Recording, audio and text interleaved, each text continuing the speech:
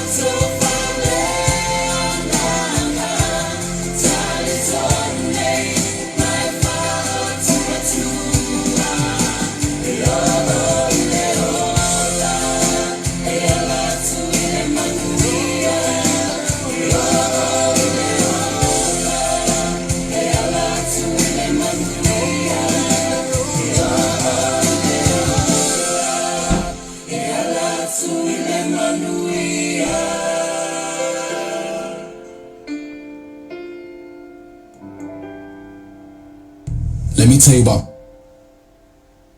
power.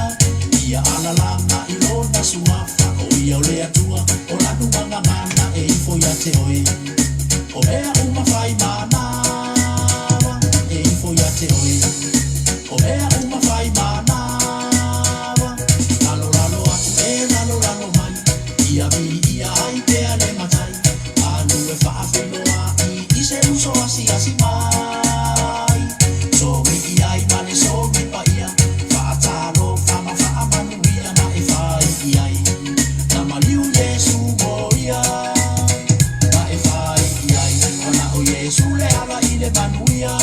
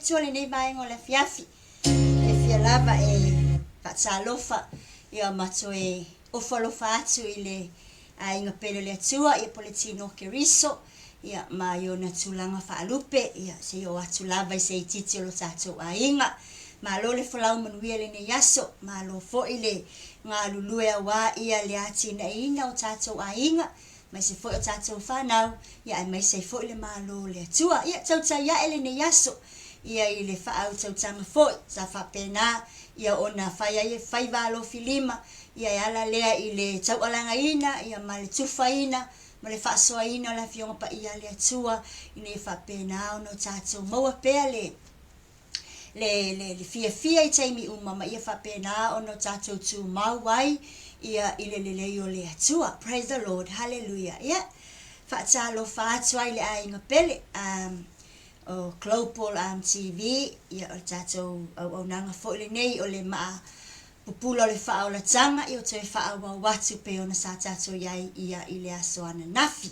ia ele gata foʻi lea le faatalofa i le aiga o le Global ia fao atu le faatalofa ia ma le lima foʻi tu atu faatalofa atu le tatou aiga o le ola fou alofa tunoa mai Samoa ia le tatou polokalame o le faasoa faaleagaga i le tuagana iā J. Jimmy Brown ia faapea foʻi ia se tatou auaunaga ma le Messengers of Peace and Love of God ia pei ona iai ia ma le mamalu ma le lasilasi o auaunaga malava o loo faapena ona o latou tufaina ia pe faasoaina foʻi ia le upu a le atua ia atonu lenei afiafi ia e lē tele so taimi ia ai o le a tatou amata i se tatalo ia ona o tatou faagasolo ai lea pei ona iai ia le polokalame o lenei afiafi loo maia lou lagi lo matou atua lenei afiafi a se avatu le viiga lau fanau le faamanu ma le faaneetaga iā te oe auā e tatau iā te oe le viiga lo matou atua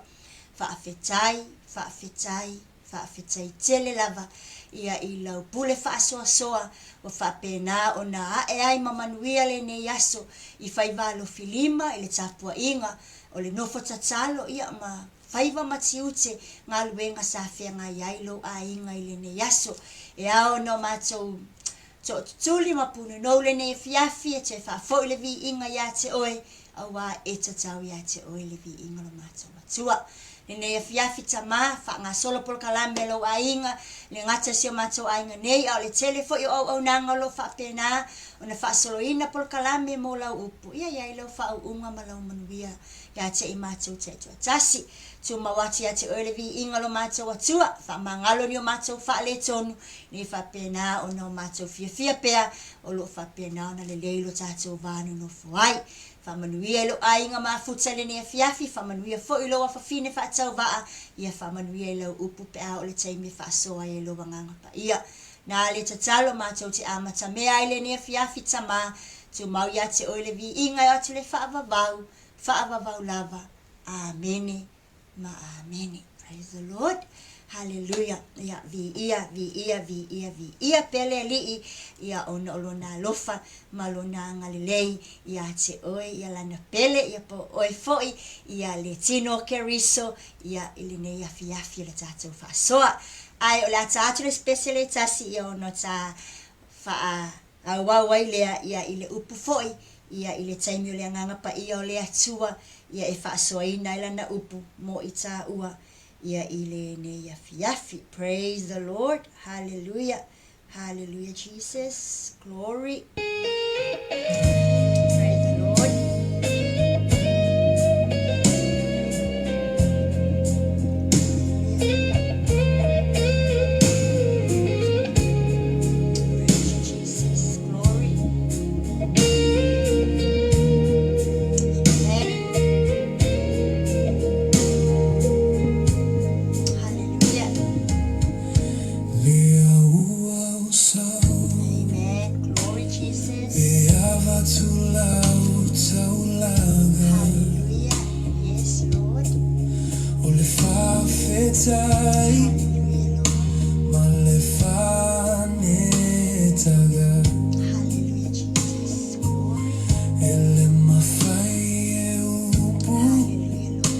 Ona famata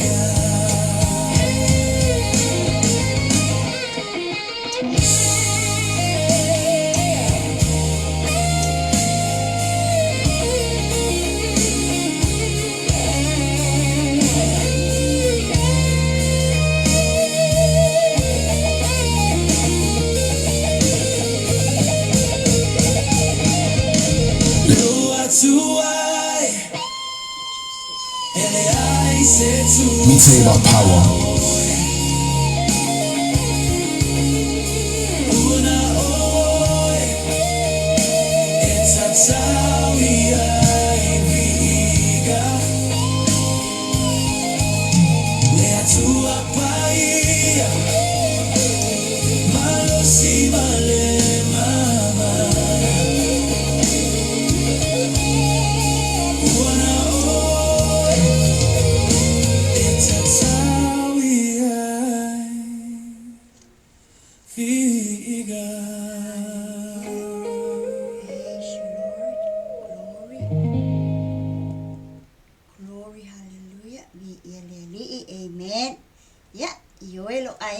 Fiafi dai lava se tasi e tatau ia ile vi inga ia wana o le atua tolu tasi pa ia o ia lea e tatau ia ile vi inga vi ia ile ali ile ne ia fiafi ia ono mea lelei ia malona alofa ia faasoa ina mo i tatou ia ile aso ma le aso ia le nei tu la fiafi ia pe ona faa ilo ile amatanga o le toisa soina le nei o le tatou polokalame o le Maapupula o le Faaolataga pe ona yaile ne fiafi ya momoli atu le faafetaitele ia i sungai faafeagainga ia o apostolo o ti akono ia ma le mamalu lava o le au faasoa i faletua ia le gata i lea o te pulagata lavou o loo fiafia e faasoa le upu o le atua tonu aiga ia totonu ekalesia ia ma totonu foʻi ia o le ministry o loo tatou auauna ai amene haleluia lenei la fiafi ia o te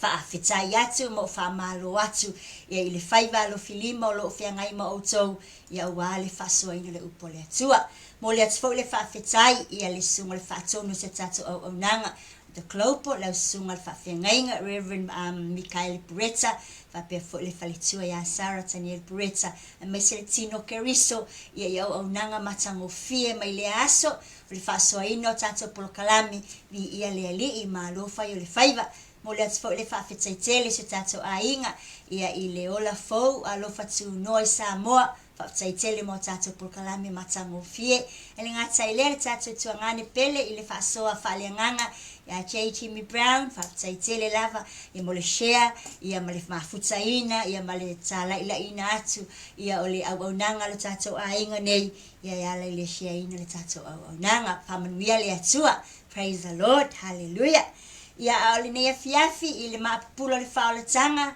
ia ua tātou mau mai se tātou mau i le nei fiafi le tusi le aroma ia masani fo'i no tātou whaasoa ai mo tātou tuwhaina amene ai o te toe fia whaitau pēr ia matoe fia whaasoa ina pēr ia awa fo'i ia se ai mo i tātou ia ina ia tupu pēr le malo le atua ia peola ina pēr le malo le atua ia imea umalawa lo tātou iai ia o le tātou maule ni e fiafi whai le Romas fuluono alo na whai upa se fulfitu whapelo na whai tawina o te ai o iatu fo ia te o tau le au soe ia o tau va ai i e whaatupu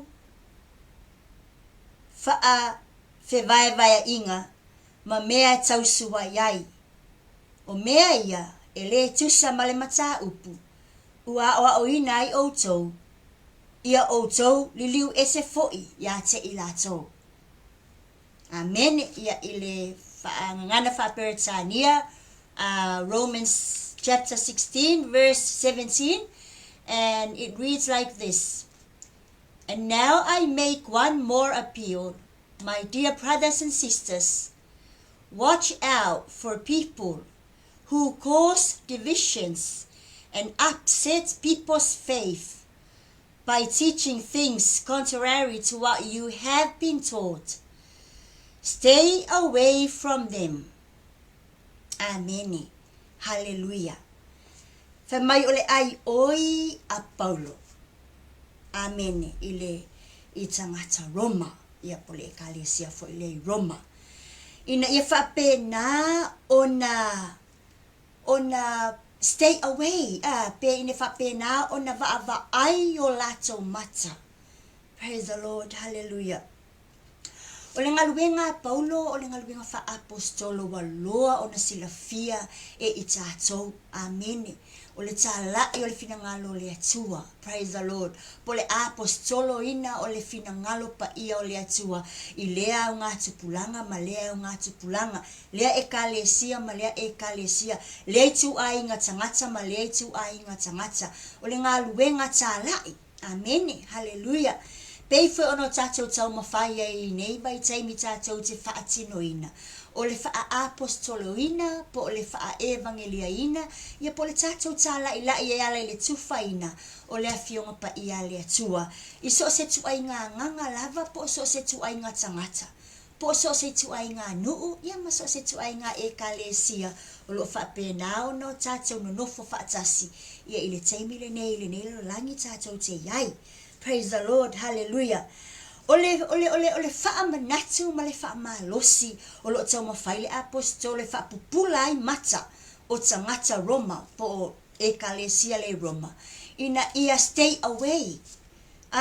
Pe o ese, pe no nofo mamao, no nofo mamao mai e o lo wha atupu ina le vai inga i totono mafutanga.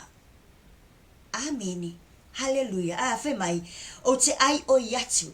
It is a call. It is an urgent call. Ole wala aua matua i nau lava i whatau nuu. Amen. Hallelujah. Awa. A whaiolo o ngafa Paulo. Male aoa o ina. Ole tusi pa ia. Pole a fionga pa ia le atua. Olona fo i lea fina ngalu. Ele mana o mia la, ele o lo tufaina ma o ina ma apostolo ina le afea fionga pa ia le atua. Ele mana o mia la vale fe vai a i o loto tangata. Fai mai, e mana o mia le tutu fa atasi o tangata ina ia talia le awa o ngā tāua le atasi e tau mawhai le apostolo e tālaila. Pe wha manatu, ia pe whai foi, ia ma upu e wha malosi ai, ia ile mamalu o tangata o lo wha pēnā o na wha alongolongo. Whai maila e o Paulo, watch out, pe makalelei, pe ke kango e makalelei le tangata. Amene, po o le anganga foi. Amene, hallelujah. O lo o wha pēnā o na e iloa atu. O lo o sau malea. Male la ngona fe vai ai. O lo o sau i to tonu e wha atupu lea. Le fe vai ai o tangata. For my Paulo, watch out for those individuals. Avoid them. Watch out for them. Mark them. Tilo ma ia e loa lelei winga o tangata o whapenao na whai mai I totonu o le nofoanga. Male a inga male nuu, male ministry, male ekalesia o lo whapenao na tupu ai le awa onga le atua. Amen. Hallelujah. Praise the Lord. Whai mai, those individuals that cause divisions or those people that create pe la tau te whaatupu ina le whe vai ai ma le whe ese ai pe o le malepe ai o se mafutanga. Whai mai, watch out for them. Hallelujah. Leanga e leo mea na o lo tupu te tono le awa onga ale a fionga pa ia le atua o lo o ina I e Paulo tangata. Amen. Hallelujah. Praise God. Leanga o le sau wai le au wha malepe, mal au talepe, mal au wha leanga, mal au tau wha leanga, mal au tau wha vevesi. They are coming to create obstacles. O lai o mai la tu tau mawhai, e wha atupu wha fita uli, ina ia wha pēnā, o na bury down teaching sia, o lo o a o e Paulo, e winga I le atua malona lei. Amen. Hallelujah. Praise God. O lo tau mawhai Paulo ina ia whaatupu le mata upu sili. O lo tau mawhai le apostolo e o ina le mata upu sili. O I e mawhai ai o na lolofi mai tangata ina ia whausia pe whaatupu ina se loto e tasi. But a sau wai lai te tonu male tangata na te whaatupu ina le whewai ai o lo na winga. Ele ngata na whewai ai tangata. Ai ole ale mea le a tupu I awa onga le atua me le upo le atua. Ole a cause for ipa creator ia whawhita uli. Ole a le mawhai o na tasi le upo le atua. Ai ole a tele fo I le whaawinga ina. Ai a whaawinga la tangata ia. Ua lato a vea le tu leanga. Ua lato a vea le tu e mase se iai. Amen. O I foi e wha manato ia te tātou o le upo le atua e leo se upo e whewai e tangata. O lo walu I mafutanga o lo o awa o ina matala I ina ma whaasoa ina ai le awhionga pa ia lo tātou atua. E leo se mafutanga I te alu e su e sau fisi. E leo se mafutanga I te alu e whaewa ai ia ni mea le te mana e whaewa o ina ia tupu ai le division o tangata. So se mea lava e talanoa ina pe iai le fionga pa ia le atua. E tatau o na iai se maupoponga o loto o tangata e whai ai. So as I said, this is an urgent call. As we are working in this field, o lo tato ngā lulue I le matawhai o I lea o lea, a apostolo ino le upo le atua. O le whaasoa ino le fionga pa ia le atua. O le tufa ino le fionga pa ia le atua. Tasi ai le tato nau ta inga. Ina ia o mai a nganga. Ina ia le leile a nganga. Ina ia fia le a nganga o le tangata I le atua. Tato te le o whaasoa ina le upu na ia tupu ai whewai inga. Mea fo le nā tato te whaalongo ina I le telo whailaunga. Pe ese a tato e kalesia. A e maua le nganga. Ole au nanga. Amen. Hallelujah. Ona e lola ia e tasi lava I tato I luma o le atua. Praise the Lord. Hallelujah. This is a call for us to protect the word of God. This is a call for us to protect our church community, to protect our ministry, our people that are preaching and spreading the word of God. Amen. It's a le lava le taua o le mana onga le au mai I le apostolo Paulo mo Roma le afau au mai mo I tātou. Watch out. Amen. Stay away. Avoid. Mark. Ia le leilo wa ai e maka le le tangata la e te wa e tula na sau. E le o sau e ia tina ele upua le atua ina ia maua le tino e tasi. They are coming to disunity the truth about the Lord. Manatua, ole upua le atua, this is the truth. So we try our best to proclaim the truth, to let the truth known by the world. Au tato ngā luluela e wha mapu e ilunga le moni o le fionga pa ia le atua I ona tangata ma le whanau ma le lalolangi atua. We don't need those people that will create the division in this organization lo tato ngā lulue ai. Le anga e kos loa sesi le fe ese a inga ma le fe vai inga o le ai fo le meo le atupu le moni leo le upo le atua. O le a avesese le afionga pa ia le atua. O le a whaowinga le anga ina. O le a la tau whaowinga sese ina. I le afionga pa ia ma le mamalu le atua. Praise the Lord. Hallelujah. It is a call for us to unite. The church of God to unite. Amen. Hallelujah. Ina ia whapena o na whaamalie ina. Le finangalo o lo whapena o na finangalo ia ilo tātou atua ia te I tātou. O le tutu whaatasi whai mai e mamai le avinga. O le tutu whaatasi whai mai o le loto na e tasi. O le tutu whaatasi o le whelo whaninga le nā. O winga nā lo tātou atua o lo fia mana o paulo e whaasasulu. Praise the Lord. Hallelujah. Ni ia le alii. Ai a whaapea tātou te o mai. E tau mawhai e withdraw mai le fellowship mood. Mo tātou o tau mawhai e o mai e ave ese mai. Ia a oa onga ia ua whai mo I tātou. O lona winga. O le a whai o tātou mana onga. Whai o tātou loto. Le aise mea e whaavai ai. Hallelujah. A inga kerisiano le nea fiafi. Mana o mia lo tatou ngā lulue te tono le a inga o le atua I lana upu. Ma va ai le lei o tatou mata. Hallelujah. Praise the Lord. It is a warning. It's not only a call, but it is also a warning at the same time. Wa matua I whaama ite mai e paulo. Wa matua I whaama natu mai ma whaama losi mai paulo I le au kerisiano. Ia te oe mao. Praise the Lord. Hallelujah. Watch out for those people. Not all people knows Jesus, love Jesus. Not all people follow Jesus, believe in Jesus. Because why? Some people, they just follow. Vava aipo le ase me leanga Yesu. Vava aipe le ase me leanga le awa onga lea. E follow esu e masei.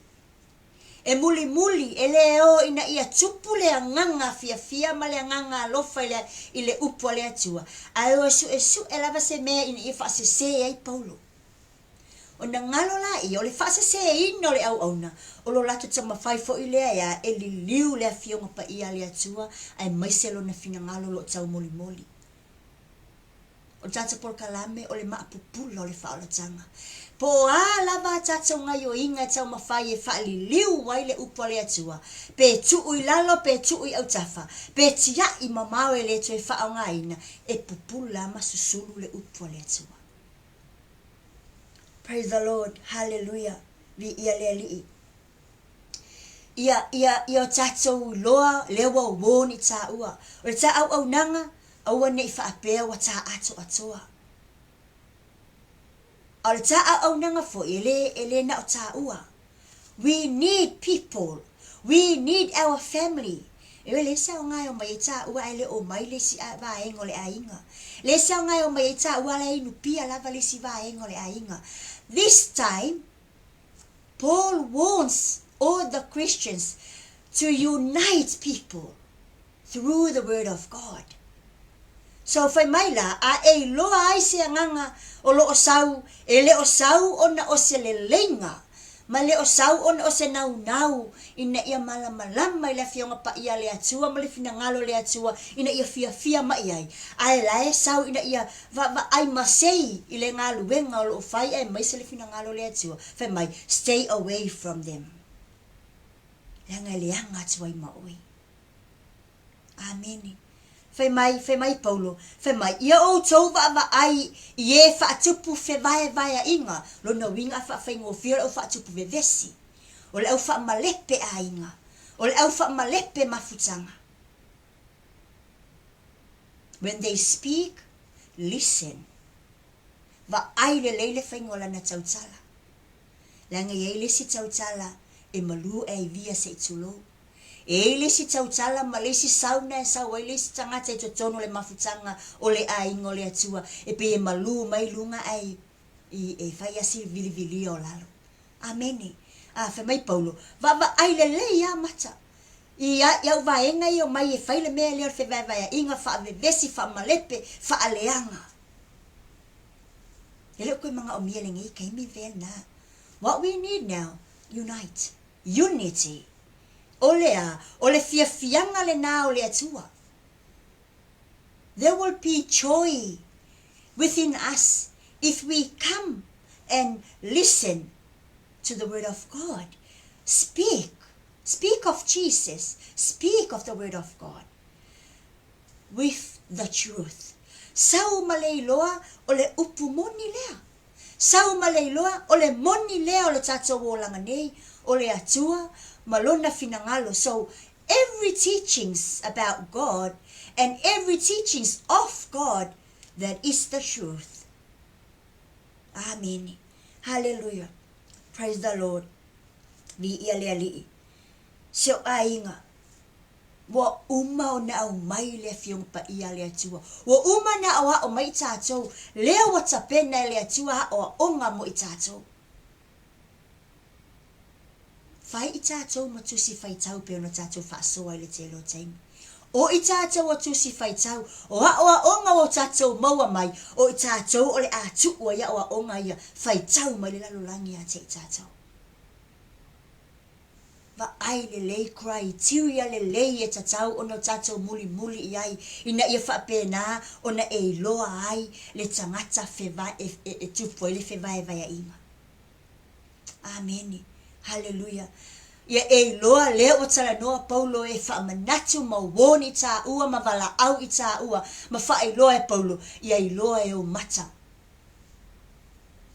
Mea e tatau ona e loa i tā ngata o lo tau ngā lulu e whaatasi i le upua le atua. Ia e loa lau a inga. Ia e loa o mātua. Ia e loa wo. Ia e loa lau whanau. E ala ese mai le whewai a inga.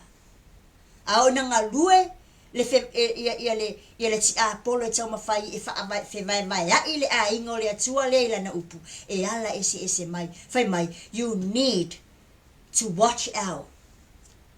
I le whapea fo i o lo a inga na e tu whawale, but it's okay, it's my family. Bear in mind, e tele awala le ti a polo e awala mai o tatou a inga.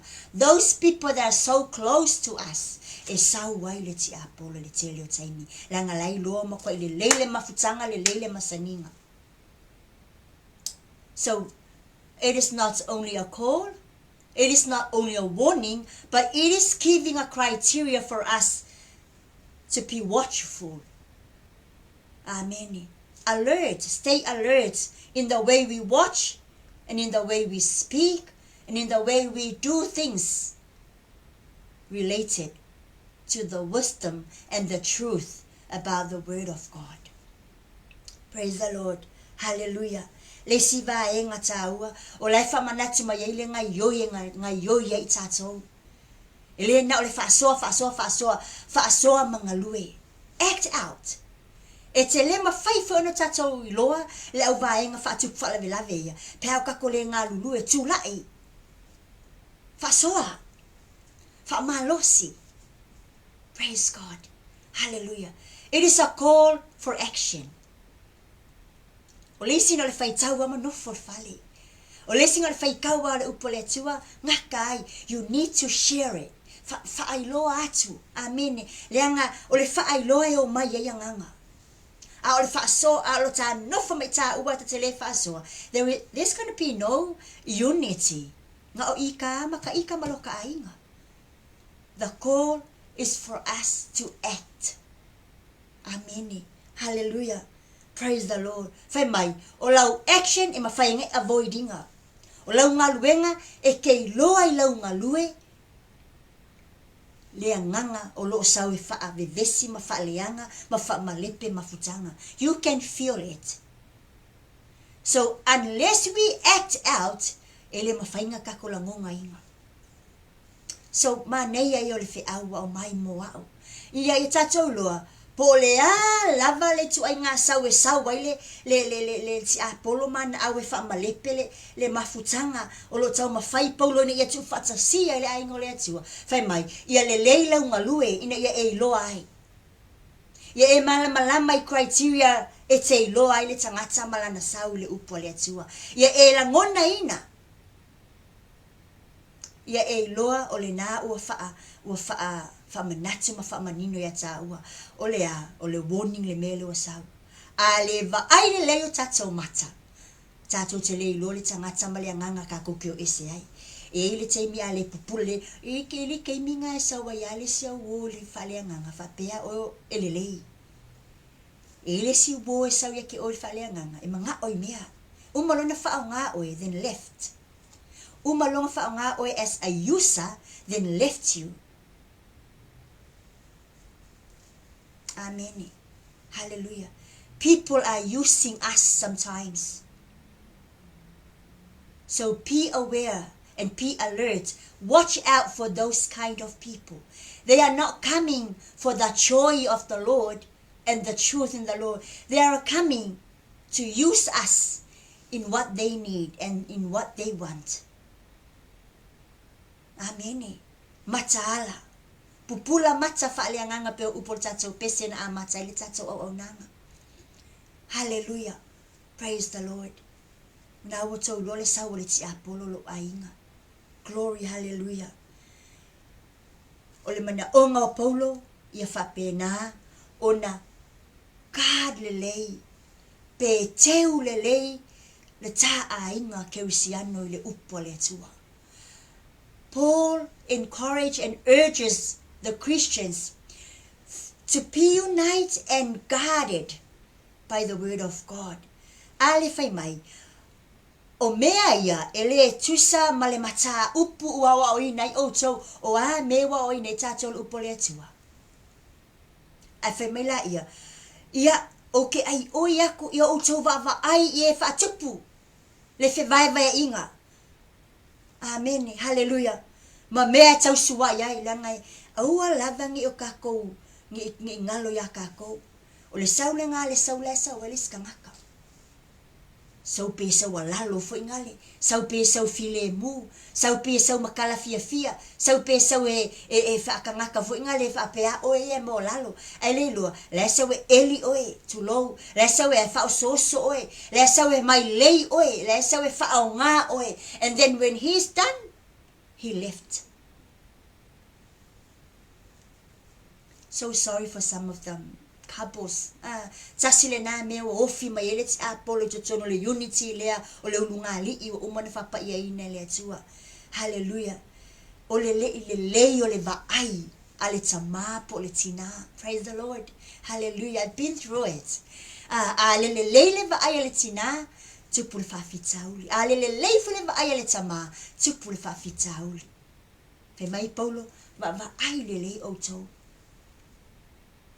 Aua lava ngai se ai o ko o a o ngo mana ai o to fai mai o le unity le tapena le tua. It's from now until the end of the world.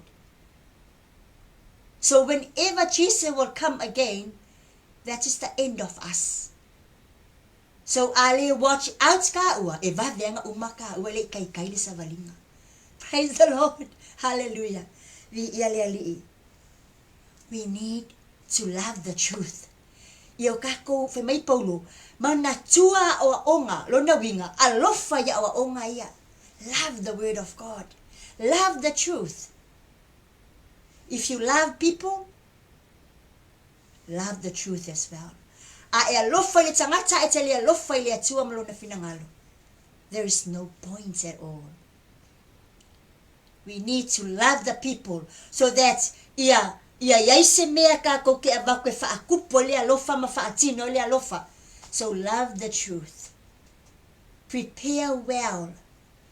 A e alofa le tangata, ia e alofa le upo le atua. Fai mai Paulo va ai mata ina ne ia. Ina ne ima imau mata upu le atua. Ina ne ima imau wa onga le atua. Ina ne ima imau lo tata watua. So sad. Some people come and go.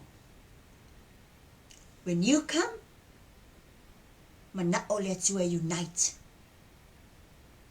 O tutu fole na ia fatasi. Ia e lava le tata savalinga. We are together. We are one. Amen. Hallelujah. O le talu fau ma faafita auli. E le te ma losi se e tu na o ia. Amen. A ele tu ma le upo le atua. A ele tu ma le finangalo le atua. Knowing that this is the truth. So love the truth. Love the word of God. Love God. Le ise au ngai ka ko ke alalangai o ke alofa i la ubu, o ke alofa i la whangau, o ke whaia mea uma. Ai le alofa i le atua. Fe mai Paulo, wa e ka mawhai fui la oea, e whaasau mi ko kongu le aua, leo fe vai ai. Praise the Lord. Hallelujah. Vi ele li. So ai ngile ni afi, amen. Hallelujah.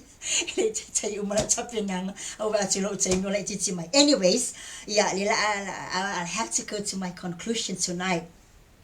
There is purity in the sake of unity. E yai le mama, e yai ole mama mo bele fia. E yai le mama pe a faia tatou te o I totonu le mafutanga ina I tatou mafuta fatasi. O le tatou eva vai masei like I said before.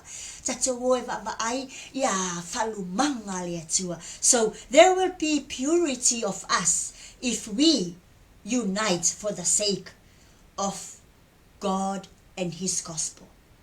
Amen. Hallelujah. Vi ele ali. Kilone mele mga amay Paulo. Free us. Free us from those people that cause violation, that cause division. Ile fa penale upole atua. Elo le awa le na. Paul wants us to unite, work together, one heart, one body, one family. Strong enough. Amen. Hallelujah. Praise the Lord. Maneia yo le mana o ina yo tato ese mai meo fatau baso e tato tangata. Meo lo tato no fapolonga ai mo tato le ilo le monio le upole atua. So avoid la vaenga la pe au mai. La ngai polonga I kako. They're coming inside e mai le polonga. La o mai fa valea tato atulo. La o mai fa leanga fa atupu le fa va ingo tato ni atupu le ita tupule misa leise loto fa mangalo polonga liolanga atua. So ulo mana o Paulo ma fa tonu mai tato ina ia taimile nei, free yourself from those people. Watch out, because if you're not going to free ourselves from them, we will be in that bondage forever. Like a kopolonga I love I fa. Amen. Hallelujah. Praise the Lord. Le ngata lo tata polonga ai ole a punisa I pe ala tata vai. Mana o mia le pupula fa le nganga tata mata. Hallelujah. Praise the Lord. Na ia fa pena ona tata mo le so fatas. This is what Paul concerned. He concerned about the unity of God's people. You and me. Us and those people working in the same field. So here, if Paul concerned about the unity of the Romans, so as us.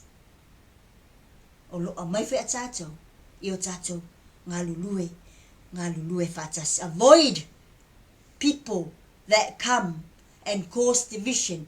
Do not let them in. Avoid them. Don't go there. Stay away from them. Hallelujah. E ke la longa, ale leile pupula, ale leile vaai, I o loo mai ka mawhai e tau suwai le upo le atua, ma wha tupuli whewai inga, ke loo e ale leilo wa ai, i le ke kei o mai. Amen. So, kako ngā lulue whaatasi, amen. Inga ia whaapea o ngā truth, inga kako maua le truth lea. Peisa i kako, ia a whaapea fo ia o le a leo mai kokongu. La kako whewai hai fo i kako malako. That is the truth. Paste. Ole, that kind of division pa kako ese mal au vaenga ia. That is the truth-based division. Amen. Hallelujah. So you don't need to worry because olo stand oi le moni male upo le atua. A whaapea ke wa ai aku i winga la, winga le yanga, winga whaamalepe a inga, whaamalepe mafutanga, winga whewai ai o tangata. Don't let them in. Stay away. And don't worry about that division between you and them. Why? Because that truth based on the word of God. Amen. Ngai le leile whewai inga a le winga le mana oi paulo. Auangi e koe ala koe mo i fafo. Ku oi I. O le nganga ke iloa lele sau I ku whakasi. E iloa ke le ai. Ave o whewai e pea. Alu pe divided pe la ia lea. Don't worry about it because that is a truth-based division. Based on the truth-based unity. Wala o nga whewai o nga ese o lua malela. Maritangata le kupul whewai inga. O nga o lea, le kam whaika koe whaalu lea, upumoni.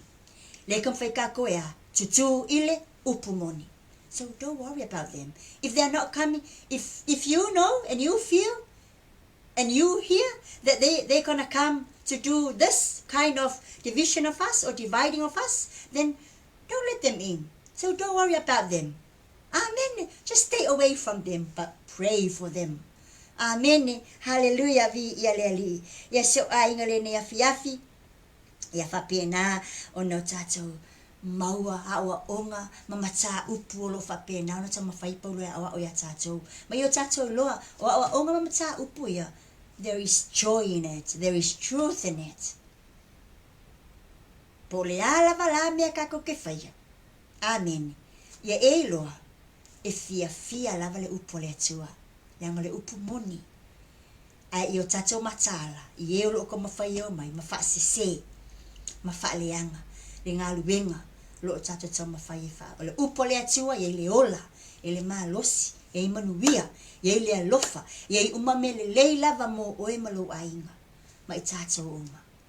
So stay alert. Stay away from those kind of people. Amen. Hallelujah. And knowing that God concerned for us to be united. Amen. Whamanuia le atua ia te oe lo ainga. Awa o ina I tātou I mata upu ia. Ina I whape nā o na ave ai pea. Amen. Hallelujah. Ia lo tātou rejoice. Ma lo tātou fia I le upu le atua. E pupula le upu le Faaolataga. E pupula I fo I o tātou tangata I manuia. Ma o tātou loa I le mele le fai. Ma le mea le tauna fai. Aone I pe tātou lau whaavevesi. Whaamalepe. Whaaleanga.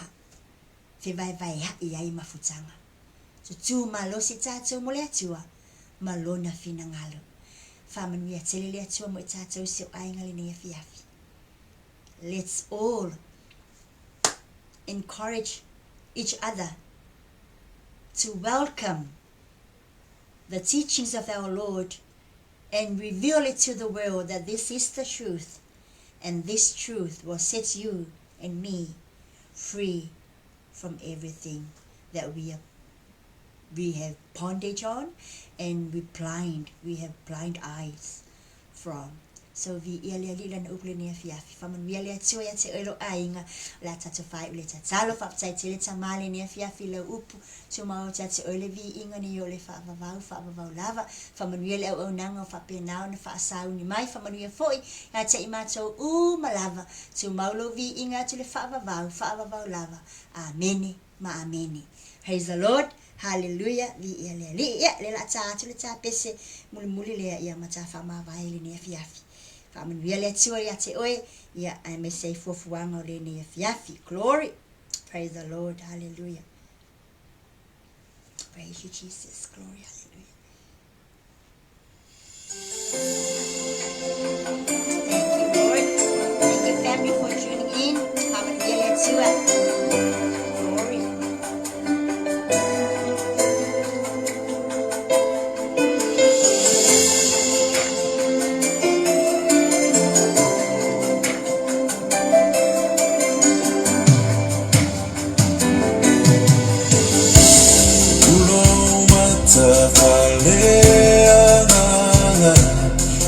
Te noa tuai mea lilo ilunga Te tala lau whalungo whaleanga E te whalungo tuai se leo mainunga Te tala lau loto whaleanga Tali tonu nei mai tua e o ile ola e ala tu ile manuia